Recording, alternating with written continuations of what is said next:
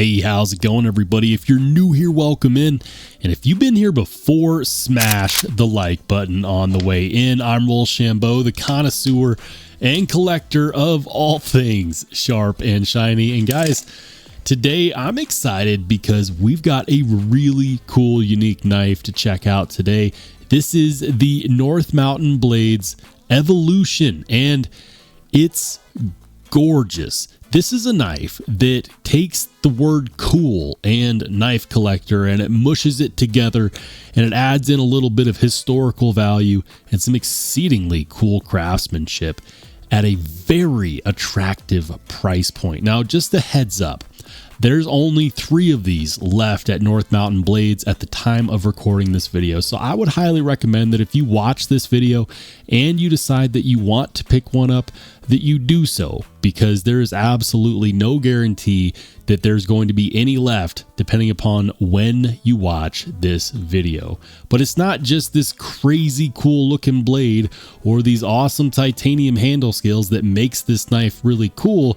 There's actually quite a lot to love here, and let's talk about that. This is a $80 knife, and what does your 80 hard-earned dollars get you? Well, the overall length is going to be coming in roughly at about 7 inches. For the blade, we've got this gorgeous Sanmai construction blade with SLD Magic. SLD Magic is a great steel made by Hitachi in Japan, and the blade itself is made in Japan. For the handle scales, we've got these really nicely milled titanium handle scales. We've got a bit of a backspacer, a geared backspacer going on here. And on the inside of those handle scales, it is nicely milled out. This only weighs about 2.9 ounces. So it's not exceedingly heavy. It's not exceedingly large. On the ergos, I get a full 4-finger grip. Your pinky might be falling off here at the end, but this is going to be essentially very comparable to a slip joint. What I mean when I say that is that the Evolution is an evolution from the Higo Nakami blade, which is a traditional friction folder from Japan. The Higa Nakami was a blade which was made during the Meiji Restoration period, which happened during the time when samurais were no longer allowed to carry their swords in public. They had all of these weaponsmiths in post-feudal Japan who all of a sudden had nothing to do, and so they started to make these friction folders that were essentially used and carried by everybody, everyone from the businessman to the school children who needed to sharpen their pencils. The Higa Nakami was born. But by today's standards, the friction folder from Japan that was classically known was not actually all that great. They had some common issues. One of the issues was that they were an integral. They had a cheap metal handle that was basically just tacoed over, and there was no stop pin. So you'd go to close the blade and it would just run into the back of the metal and it would dull the blade.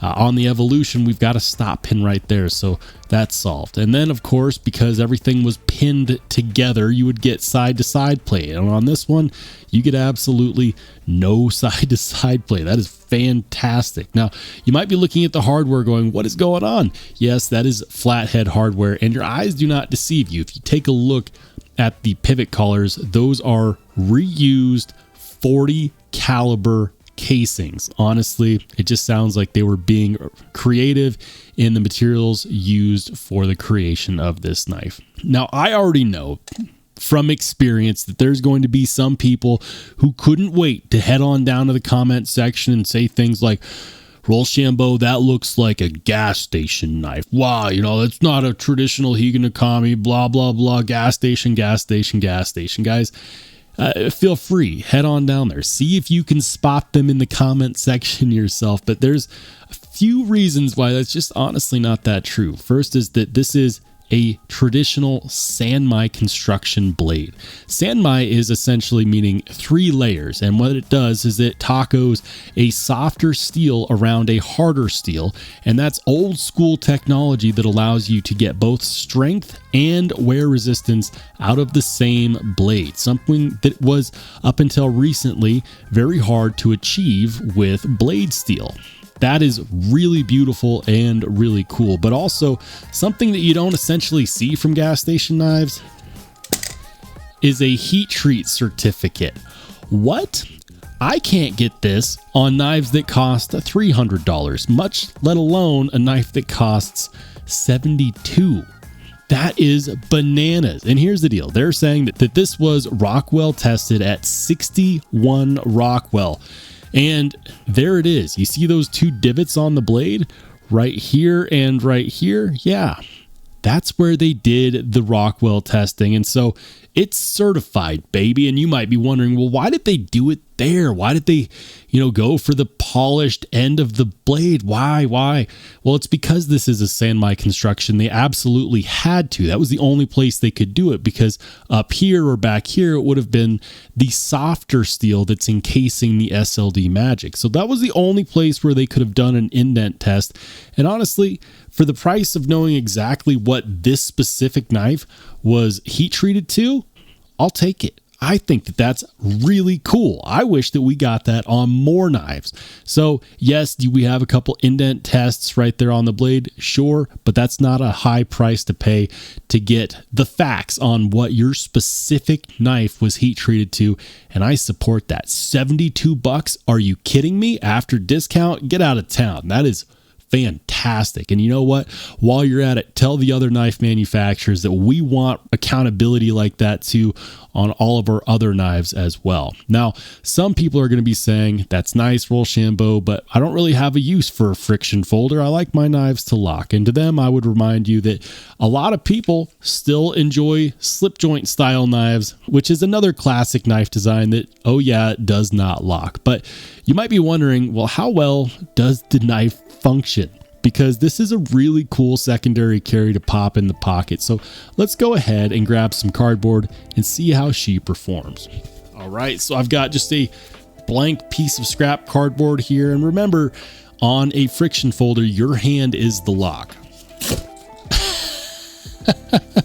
That works way too well. Yeah.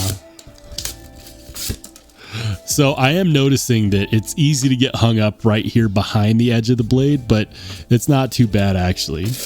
That is, yeah.